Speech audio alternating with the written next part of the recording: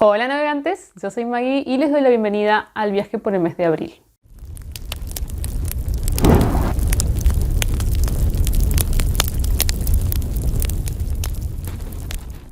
¿Cómo están? Espero que bien. Yo a punto de comenzar con un wrap-up que no fue muy positivo, realmente. Qué mal mes fue abril, pero no puedo decir mucho porque mayo no sé si fue peor, ¿no?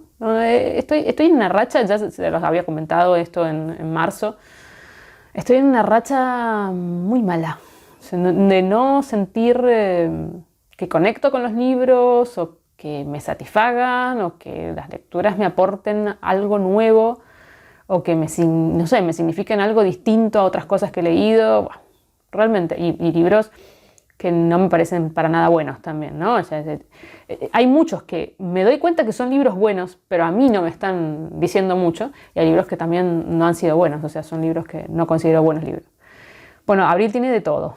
Realmente poco es lo que me ha parecido interesante, incluso, o sea, por eso digo que me doy cuenta que soy yo el problema, ya más allá, digamos, de las lecturas buenas, malas o lo que sea, porque autores que realmente me parecen muy buenos autores o que me gustan mucho, tampoco funcionó. Además, otra cosa también notoria fue, bueno, no es notoria, es porque en Argentina estamos muy mal en este momento con respecto a la parte económica y entonces los libros están carísimos, pero que son imposibles. O sea, uno se puede comprar un libro, 2 libros como mucho al mes porque destinó una buena cantidad de dinero a eso, y están inaccesibles realmente. Entonces leí mucho en la e-reader y a mí me gusta leer en la e-reader, no tengo problema, pero no es lo mismo, no es la misma conexión que uno tiene con el libro físico y es como más distante la conexión, no sé cómo explicarlo, pero realmente uno no se siente tan atrapado por el libro electrónico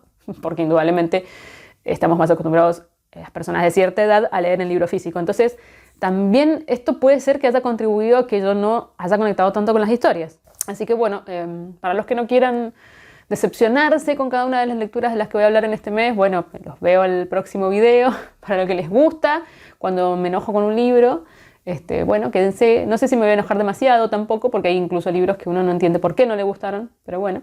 Vamos a empezar con la primera lectura, que es lo primero que terminé en el mes, que fue Pirámides, de Terry Pratchett.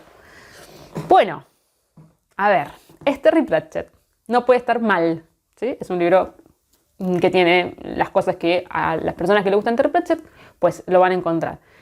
Pero no es lo mejor de Terry Pratchett. En este caso es un aspirante a asesino que está en el gremio de asesinos, está haciendo su carrera, porque son como universidades, y es heredero de un pequeño reino en Egipto, que siguen haciendo las cosas como en la época de las pirámides, ¿no? O sea, no ha cambiado nada en ese lugar. Parece que fuera una burbuja de tiempo en donde todo sigue exactamente igual, con los mismos ritos, las mismas cosas, muy anticuadas. Y este chico, claro, va a vivir a la plena ciudad, como si yo dijera, se va a vivir a Nueva York, y entonces, claro, su mundo cambia mucho, su percepción de la vida.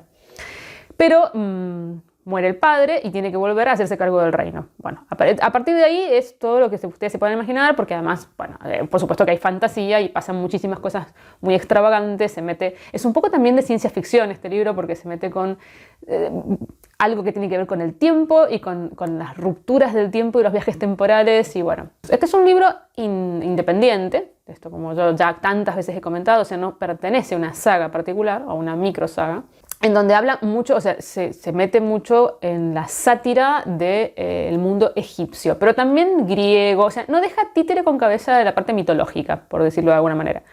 Es muy gracioso, hay momentos que realmente son increíbles y que, bueno, como siempre con Pratchett, apela mucho a la cultura general, pero habla de la filosofía de los griegos, de, bueno, figuras específicas, como Aristóteles, Platón, de muchas cosas. Para mí, justamente esto es lo que tiene de malo. Es un libro que es uno de los libros más largos dentro de la colección de Mundo Disco, que abarca demasiados temas y que para mí se hizo un poco pesado. Yo te voy a decir que tenía el recuerdo de que me había pasado esto con Pirámides. O sea, de toda la saga, Pirámides lo tengo en el recuerdo de uno de los libros que, por ejemplo, no me llamó mucho la atención.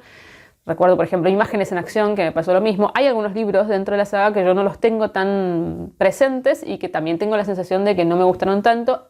y me volvió a pasar lo mismo. Realmente no es un libro que considere que es de lo mejor, ni que está bueno empezar por acá, ni bueno, realmente está bien, está muy bien de todas maneras, es un muy buen escritor, Terry siempre es genial, siempre las reflexiones son espectaculares, siempre hay alguna parte que te va a hacer reír muchísimo, que vas a disfrutar particularmente, la historia está muy bien y sí, pero al mismo tiempo me pareció demasiado abarcativo, porque por lo general con Terry lo que suele suceder es que se basa en algo que quiere criticar o hacer sátira de algo y bueno, como que explota eso, ¿no? Como por ejemplo en La Verdad, que habla del tema de la prensa, o por ejemplo, qué sé yo, en Brujerías, que tiene que ver con Shakespeare y con Macbeth. Entonces, bueno, es como que toma ciertas cosas, la revolución industrial, la fábrica, o sea, la creación de los trenes, no sé, alguna cosa en especial y hace la historia alrededor de eso. En este caso para mí como que es demasiado. Es demasiado abarcativo, toma de temas muy distintos y de muchos temas es como que termina siendo como un gran pastiche, ¿no? O sea, cuando uno mezcla un montón de cosas, finalmente el color que sale es el color gris, ¿no? O sea, termina no siendo interesante o no, bueno, qué sé yo, particularmente, y vuelvo a decir, como yo estoy en esta etapa en donde todo no me termina de satisfacer, aún autores que son para mí de lo mejor que hay, también tómenlo con pinzas. Pero realmente, bueno, no fue una historia interesante. Que está bien, pero que no me parece de lo mejor. De todas maneras, siempre sigue siendo Terry Pratchett. El siguiente libro que terminé durante abril fue Abril Quebrado, justamente. De ahí el título, del escritor albanés Ismail Kadare. Fue una lectura conjunta con el amigo con el cual siempre hago lecturas conjuntas, que quería leer un libro que tuviera en el mes el nombre del mes en el que estábamos. Porque sí, así somos los lectores y tenemos este tipo de cosas. No lo juzguen, que seguro que ustedes también tienen cosas así de extrañas. Bueno, yo como... sí, Kadare yo lo leo, no importa que se llame Pepe el libro, lo leo porque es Kadare. Sería este tercer libro que leo de Kadare. Los anteriores me gustaron terriblemente y este, pues no. Pero nos pasó a los dos, o sea, no fue solamente mi percepción. A ver, el libro, vamos a partir de la base. Esto es lo mismo que con Pratchett, de que Kadare es un magnífico escritor y el libro está impresionantemente escrito, porque no puede ser de otra forma. Es espectacular. Kadare escribe maravillosamente porque escribe muy poéticamente, pero además es muy interesante, tiene unas atmósferas, una manera de describir cómo lo externo simboliza lo interno de los personajes. Es una maravilla. Es maravilloso Kadare, realmente, o sea, no tengo nada para decir. Y el libro muy probablemente a muchas personas les guste mucho y a lo mejor yo en otras circunstancias o condiciones me hubiera parecido más interesante, porque realmente fue una cosa muy rara, porque empezó muy bien. Es un libro que trata sobre el canon albanés, que es una serie de códigos sociales en realidad, que no están escritos, no son leyes, digamos, pero sí que se siguen como si fueran leyes desde épocas inmemoriales, de conducta y de ritos y de también incluso hasta actos religiosos, bueno, que marcan el comportamiento de la comunidad. Y hay cosas que son realmente increíbles porque siguen subsistiendo al día de hoy. A ver, yo me fui a ver a información, puse canon y al día de hoy en Albania hay familias que siguen manteniendo ciertos ritos referidos al canon. Es una cosa muy extravagante, muy rara. Y bueno, son estos libros de Kadare en donde habla un poco de Albania, ¿no? O sea, del tema de esta Albania que es tan rara realmente. Es tan rara Albania.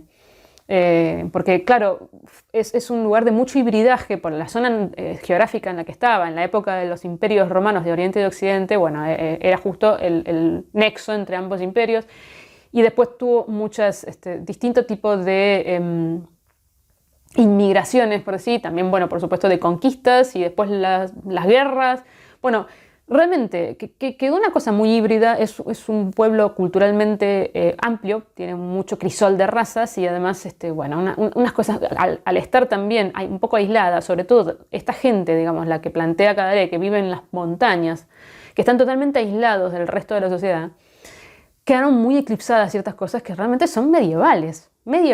En este caso, la premisa parte de lo que sería los ritos de sangre o contratos de sangre. Bueno, pasa algo particular, que en este caso es la muerte de un forastero en que ha ido a pedir asilo a una casa, porque bueno, estaba paseando por ahí y necesitaba pasar la noche, pide asilo a una casa. Una de las leyes, por ejemplo, del canon es que hay que darle al forastero, digamos, hay que tratarlo como si fuera más que un familiar, o sea, todo, absolutamente todo lo que se puede hacer como si fuera un dios, hay que dárselo, y una de las cosas es protegerlo. Y al día siguiente, el jefe de familia acompaña a esta persona hasta el borde, digamos, de lo que sería el límite de su propiedad para que pueda llegar a salvo, y alguien le dispara y lo mata. Y entonces esa muerte pasa a ser algo de lo que se tiene que hacer cargo la familia. La muerte de alguien que no tienen ni idea quién es, pero por el solo hecho de haber sido una persona hospedada en su casa, bueno, pues tienen que hacerse cargo de esa muerte. ¿Y cómo se hacen cargo? Pues tienen que matar a un hombre de la familia que mató a esta persona. O sea, se hacen responsables de ese muerto. Esa responsabilidad recae en algún miembro de la familia que también tiene que ser un hombre. Esto que estoy contando parece que fuera ciencia ficción o fantasía, pero es real, y al día de hoy hay gente que en Albania sigue viviendo bajo esas reglas y no salen de sus casas porque, por ejemplo, una de las tantas reglas es que no podés matar al otro mientras esté dentro de su casa. Bueno, se quedan encerrados en sus casas durante años para que no los maten. Bueno, es una cosa muy rara. Es realmente que vuelvo a decir esto de que la fantasía y la realidad están ahí colindando, y muchas veces la realidad parece inventada, ¿sí? Bueno, qué premisa interesante y tan bien narrada, tan bien contada, porque todo empieza desde un personaje, que es el personaje principal, que bueno, está saldando una deuda de sangre justamente, pero al saldarla inmediatamente recae sobre él esa deuda de sangre. O sea, alguien de la familia a quien él mató va a tener que matarlo a él. Y es un chico muy joven, además, el de la historia. Bueno, interesantísimo. Parte de eso, o sea, no estoy spoileando nada porque de eso se trata, digamos, el comienzo de la historia, pero el problema es el desarrollo del libro. El libro termina siendo casi un manifiesto sobre el canon. Cada capítulo parece que perteneciera a un género diferente. Tenemos capítulos de no ficción directamente, como si te estuviera narrando, digamos, hechos históricos y sociales de Albania. Capítulos que parecen de novela romántica, capítulos que parecen de novela de aventuras, policial.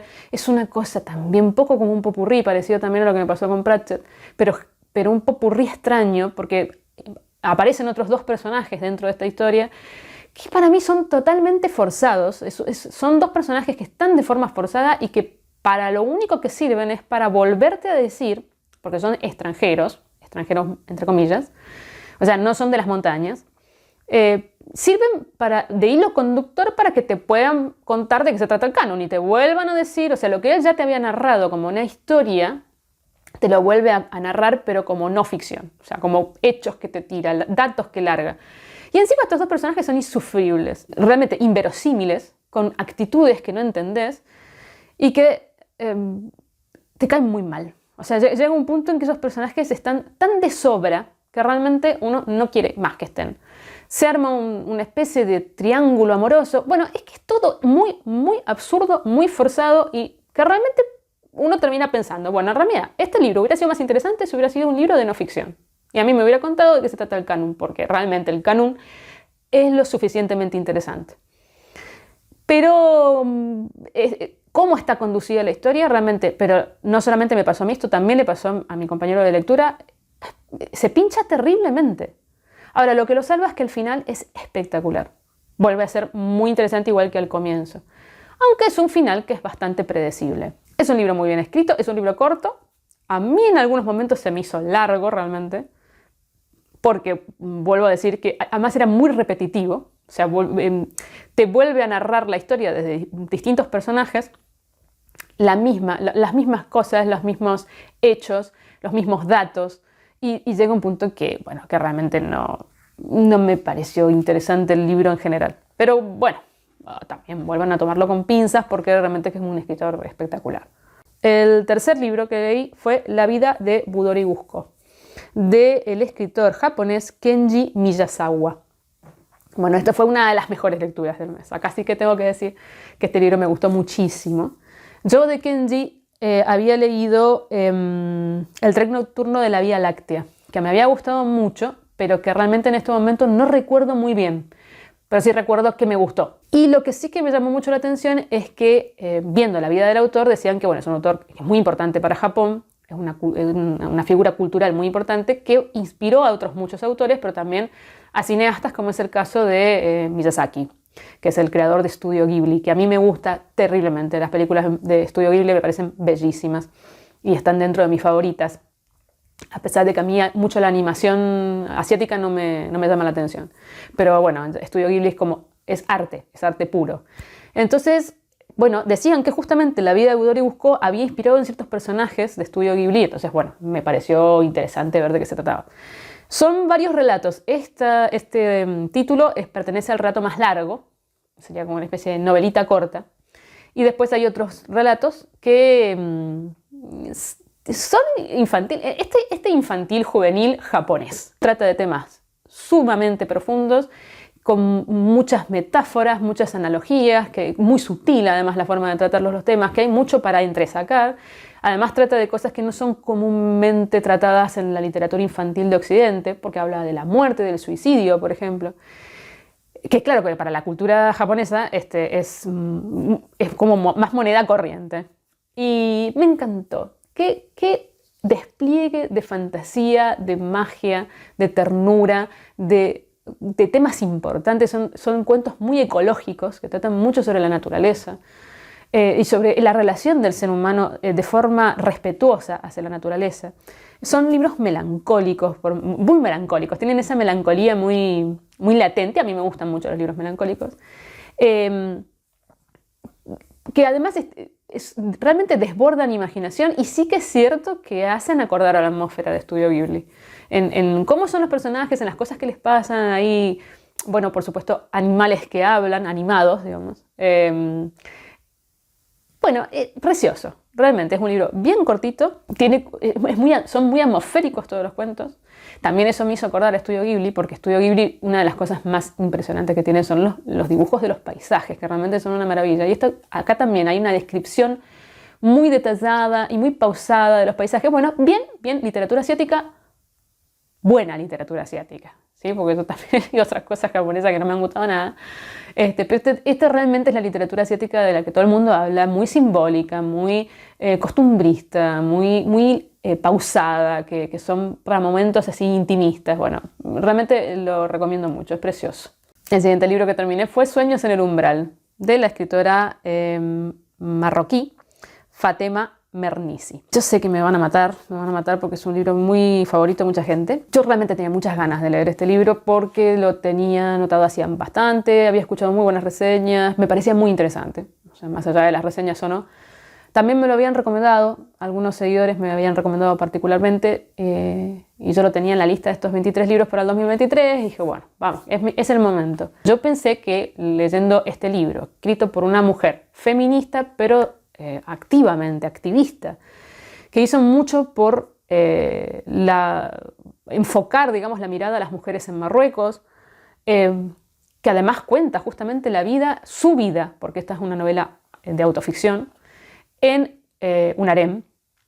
Era entrar en un mundo de primera mano y a través de una persona interesante e importante que me iba a abrir un panorama amplísimo de cosas que yo no conocía. Bueno, a ver, sí abrió un panorama porque realmente es interesante lo que te cuenta de la vida dentro de los harenes, sobre todo porque no todos los harenes son iguales y no todo es la concepción que el occidental tiene de lo que es un harem, algo en lo que ella recalca todo el tiempo, y sí, está bien, pero el libro está muy mal llevado adelante. O sea, no es un buen libro a nivel literario. Es un libro, qué sé yo, que se queda corto en muchísimas cosas. Me pareció un libro muy fragmentado, que no tiene una estructura lógica de conducción. Hace saltos, salta dentro, está como dividido en capítulos que realmente podría no haber estado dividido en nada, porque lo mismo es, pero dentro de esos capítulos hay saltos constantes, se va por las ramas, no termina de hacer las ideas, de desarrollar las ideas para volver a otra cosa. También es un libro muy lleno de un montón de información que no tiene un encauzamiento, o que está puesta ahí toda esa información. Otra vez tenemos un libro popurrí. Hay Hay momentos, por ejemplo, en donde está Las Mil y una Noches narrada para usted o explicada para usted, que me pareció totalmente sin sentido. Sí, tiene que ver con la cultura de ella y tiene que ver con cosas importantes para la cultura marroquí o la árabe.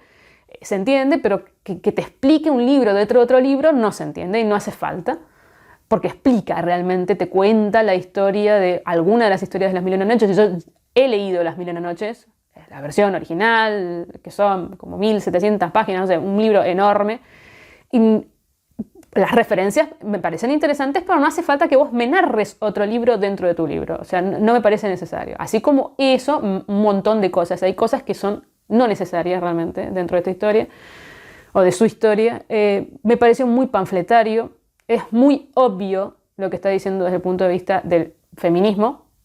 Está bien, indudablemente se entiende que a los árabes hay que explicarle con manzanitas las cosas con respecto a las mujeres. Lo que pasa es que para mí, desde una postura, por suerte, occidental, en un país que no pasan estas cosas, bueno, me pareció como todo muy obvio. Por otro lado, me pareció un libro de autoayuda. Hay momentos en que raya la autoayuda, porque hay capítulos en donde te dice cómo ser feliz, cómo mejorar, cómo ampliar tus horizontes a pesar de estar en un lugar X que te coarta y cómo salir adelante de eso, pero muy parecido como un libro de autoayuda. Todo el tiempo hay otros dentro de la historia que son familiares de ella, tías, abuelas, lo que sea, que le dicen a ella, que es la escritora, lo importante que va a ser, las grandes cosas que va a lograr, porque vos no sabés el futuro que tenés, yo lo sé, porque bueno, lo saben, porque no sé, porque se lo dijo Alá, porque vas a venir a hacer grandes cosas. Y esto es una tontería, porque realmente sos vos la que está escribiendo en palabras de otros cosas que vos considerás de vos misma. No seas así de soberbia, mujer. Sí, venís a hacer cosas importantes, pero no lo pongas en el libro. Queda ridículo, queda incluso infantil. Por otro lado, otra cosa muy extraña es la voz narradora, que es una voz de una niña de 8 años que parece un adulto. O sea, está mal conseguida la voz narradora. Porque claro, es el adulto Fatema Mernissi que está escribiendo un libro. Pero entonces escribirlo como memorias, no lo escribimos como si fueras la niña de 8 años, porque tiene unas reflexiones, unas cosas que dice, unas situaciones que no son de una niña de 8 años, es de un adulto. Entonces todo el tiempo salta, además, a momentos en donde parece una niña que no entiende nada de la vida, y entonces confunde mucho, al lector confunde mucho esta situación porque nunca sabes si te está narrando desde esa edad o desde otra. En un momento incluso habla de que ya empiezan a desarrollarse sexualmente, que ya tiene un primo con el cual juega y es su mejor amigo. Y bueno, claro, cuando empezás a crecer hay un punto del desarrollo sexual en donde ese primo ya va a pasar a hacer la representación de los hombres y ellas siguen estando en el harén. Bueno, que ese niño ya la empieza a mirar con deseo sexual. 9 años tiene. Pero, ¿qué pasa? Se desarrollan distintos los árabes. O sea, un niño de 9 años no puede mirar con deseo sexual a mujeres, porque cuenta que lo llevan a un sauna y que, bueno, están todas las mujeres desnudas, a los niños los meten, varones y mujeres, porque son niños, y de repente hay una mujer que empieza a ponerse loca porque le está mirando el busto de una forma, no sé, libidinosa. Un niño de 9 años, bueno, no, es que no es creíble. Es que, por favor...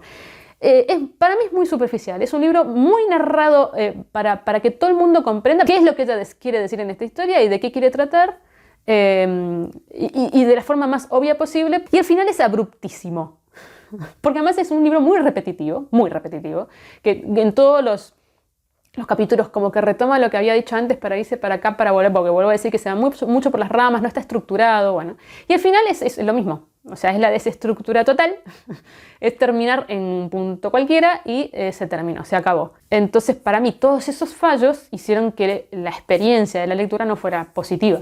Bueno, y hasta acá llegamos y voy a hacer la lectura de solamente 2 fragmentos. Uno va a ser Pirámides, porque sí, porque aunque a mí Pratchett me guste más o menos, sigue siendo Pratchett. Y el otro va a ser La vida de Budor y Busco. Vamos a empezar con Pirámides. Estrellas y nada más que estrellas esparcidas sobre la negrura, como si el creador hubiera roto de un puñetazo el parabrisas de su coche y no se hubiera tomado la molestia de recoger los trozos. Esto es el abismo que se extiende entre los universos, las gélidas profundidades del espacio que no contienen nada, salvo alguna que otra molécula perdida, unos cuantos cometas extraviados y... Pero entonces, un círculo de negrura cambia ligeramente de posición. El ojo vuelve a evaluar la perspectiva y lo que parecía ser la impresionante distancia de algún, como se llame, interestelar, se convierte en un mundo que flota bajo el manto de la oscuridad y sus estrellas pasan a ser las luces de lo que, haciendo un cierto esfuerzo imaginativo, puede llamarse civilización. Bien, el primer fragmento de la vida de Budori Busko. Budori Busko nació en el gran bosque de la región de Ijatov. Su padre, un famoso leñador llamado Nadori Busko, era capaz de cortar hasta los árboles más grandes con una facilidad tal que parecía estar meciendo a un bebé. Budori tenía una hermana llamada Neri, con la que jugaba todos los días en el bosque. A menudo se alejaban tanto que apenas llegaban a oír el incesante ruido de la sierra de su padre. Allí pasaban el tiempo cogiendo frambuesas y remojándolas en el agua del manantial, o contemplando el cielo mientras imitaban por turnos el arrullo de las palomas silvestres.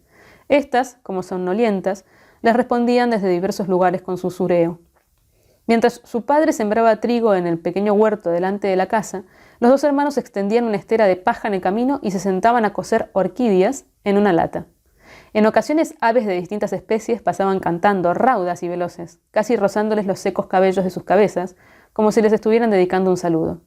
Cuando Budori empezó a ir a la escuela, en el bosque reinaba un aire de melancolía durante el día. A cambio, como para compensar su ausencia, a su vuelta, poco después del mediodía, Budori se adentraba en el bosque junto con su hermana. Unas veces con la silla roja o un tizón de madera, escribían en los troncos los nombres de los árboles y otras se ponían a cantar en voz alta. En un abedul, por cuyos lados crecía una planta trepadora formando una especie de puerta, escribieron: «Prohibido el paso a los cucos». Así fue pasando el tiempo. Budori cumplió 10 años y Neri 7, pero ese año no se sabe muy bien por qué. Ya desde la primavera el sol adquirió un extraño color blanco. En condiciones normales, nada más derretirse la nieve, la magnolia habría mostrado sus blanquísimas flores, pero en mayo el aguanieve cayó sin cesar y en julio el calor seguía sin llegar. Ambos fenómenos provocaron que el trigo sembrado el año anterior no pudiera dar más que espigas blancas sin grano y que la mayoría de las plantas florecieran y se marchitaran sin dar sus frutos. Bien, hasta ahí llego con la vida de Budori Busko. Bueno, espero que les haya parecido interesante este primer resumen. Por supuesto, espero sus comentarios. Espero los comentarios con respecto a Fatema, que me imagino que serán muchos, y a cualquier cosa que por supuesto me quieran decir. Y si están pasando por una especie de, que no es bloqueo lector, porque no es que no estoy leyendo, pero una especie de desagrado lector, por favor compártanmelo, así no me siento tan sola. Nos vemos en el próximo viaje.